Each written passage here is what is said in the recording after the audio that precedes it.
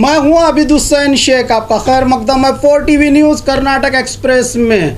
दान पीटी से निकला करोड़ों का पैसा, नंजुंडेश्वरी मंदिर में भक्तों की श्रद्धा। कोरोना महामारी कम हो रही है, अधिक भक्त मंदिरों में जा रहे हैं। इसी बीच मैसूर जिला नंजुंडेश्वरी नंजनगुडु तालुका में स्थित मंदिर की दान पीटी की गिनती की गई। इस गिनती में लगभग सिर्फ एक महीने में ही 1 करोड़ से ज्यादा की रकम और जेवरात को भक्तों ने दान किया है। इनमें 7,500 बयान किए गए नोट्स, 1,000 रुपयों के 2 नोट्स, 70 ग्राम सोने के जेवरात, 3 किलो 500 ग्राम चांदी के जेवरात दान पीटी में पाए गए हैं। कुल 20 दान पीटियों की गिनती करने के लिए 50 सिब्बंदियों की नियुक्ति की गई थी।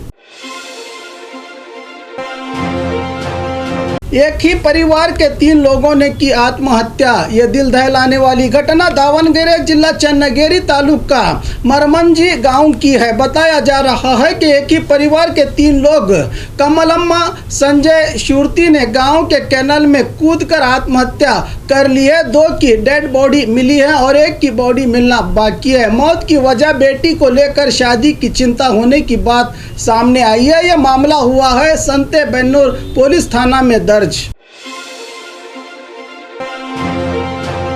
बेलगाम महाराष्ट्र से जोड़ने की बात कब की खत्म हो गई है। सतीश जारकिहोली चामराजनगर जिला कोल्लेगल तालुका पहुंचे। कांग्रेस के पूर्व मंत्री और केपीसीसी कार्याध्यक्ष सतीश जारकिहोली ने प्रवासी मंदिर में मीडिया के पूछे गए सवालों का जवाब देते हुए कहा कि महाराष्ट्र में कोई भी नई सरकार बनने पर बेलगाम महाराष्ट्र का हिस्सा है, ऐसी बयानबाजी शुरू कर देते हैं। ये लोग सियासत के चलते इस तरह की बात करते हैं। कोई कुछ भी कहे, बेलगाम आज़ादी मिलने से पहले भी कन्नड़ भाषिकों का था, आज़ादी के बाद भी कर्नाटक में ही है और रहेगा। नलिन कुमार कतील ने पिछले दिनों एसटी समुदाय को कांग्रेस धोखा देने की बात कही थी। इस पर अपनी प्रतिक्रिया देते हुए कहा कि अब राज्य और केंद्र में बीजेपी है, वो लोग कितना एसटी समुदाय को मदद करते हैं मैं भी देखता हूँ। मैं खुद एसटी समुदाय से हूँ, मुझे पता है बीजेपी ने कितना एसटी समुदाय के हित में सोचा है। राज्य सरकार एसटी समुदाय को अब तक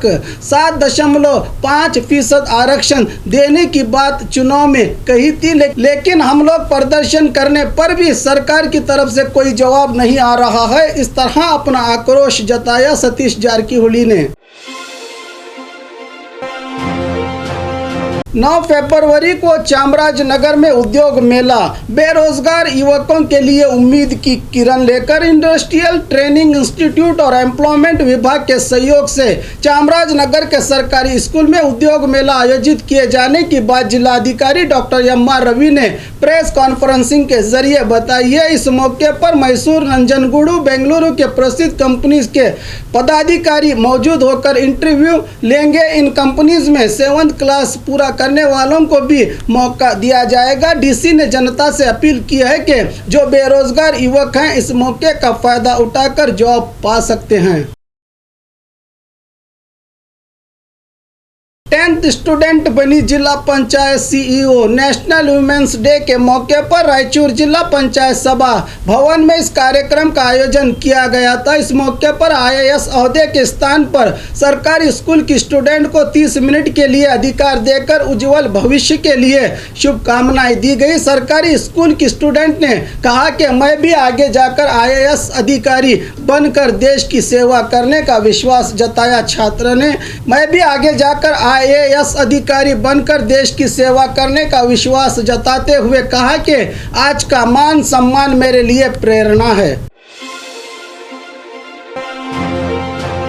कोरोना वैक्सीन लेने के बाद 4 डॉक्टर्स पाए गए कोरोना पॉजिटिव। पीएम मोदी ने देश भर में कोरोना वैक्सीनेशन की प्रक्रिया को शुरू कर दिया है। वहीं कोरोना वैक्सीनेशन के पहले चरण में हेल्थ वर्कर्स को देने पर 4 डॉक्टर्स को 7 दिन में कोरोना पॉजिटिव रिपोर्ट आई है। इनमें से 1 का अस्पताल में इलाज चल रहा है, बाकी 3 होम क्वारंटाइन में हैं। इस पर डॉक्टर्स का कहना है कि कोरोना वैक्सीन लेने के बाद इस तरह से पॉजिटिव आना बड़ी ही हैरानी की बात है।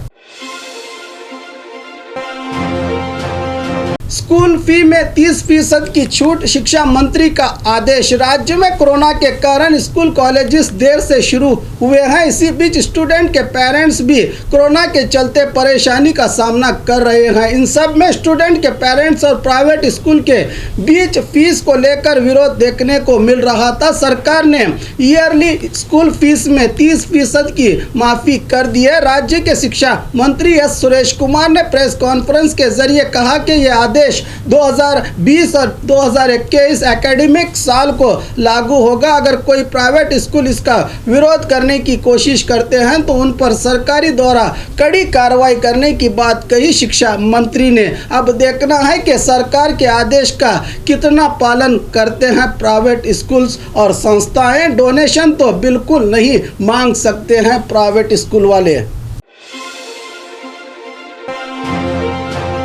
रास्ते पर स्टंट कर रहे युवक की गिरफ्तारी। अक्सर कुछ युवकों में बाइक स्टंट का नशा होता है, वो भूल जाते हैं कि इसका अंजाम क्या होगा। ऐसा ही एक मामला सामने आया है तुमकुरू जिला चिकनायकनहल्ली तालुका हुलियार गांव में। गांव के युवक ने अपने बाइक पर स्टंट करके इस वीडियो को सोशल मीडिया पर अपलोड किया था। इस वीडियो के आधार पर स्टंट किए युवक को गिरफ्तार करके बाइक भी जब्त कर ली है पुलिस ने। कार के नियंत्रण खोने से हुआ हादसा। यह हादसा उत्तर कन्नड़ जिला शिरसी तालुका के डेवलपमेंट पेट्रोल बंक की है। मारुति 800 कार में पेट्रोल डालने आई महिला ब्रेक की बजाय एक्सीलेटर दबाने से कार पेट्रोल बंक में रुके दूसरे लोगों पर चढ़ गई। इस घटना में 3 लोगों को गंभीर चोटें आई हैं। घायलों को शिरसी सरकारी अस्पताल में ले जाया गया है। यह वीडियो सीसीटीवी फुटेज में कैद हुआ था जो सोशल मीडिया पर अब खूब वायरल हो रहा है।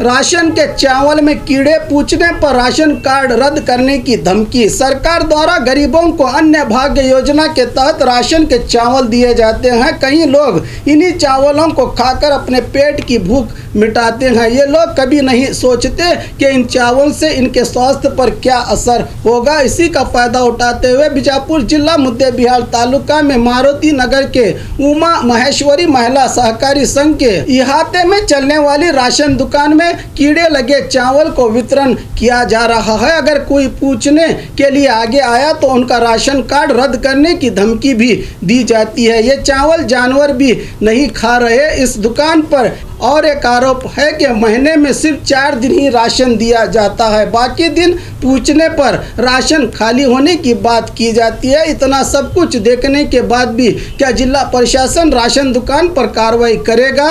इसमें गलती किसकी है, सरकार की या दुकान वालों की? क्योंकि ये गरीबों के जिंदगी से जुड़ा सवाल है।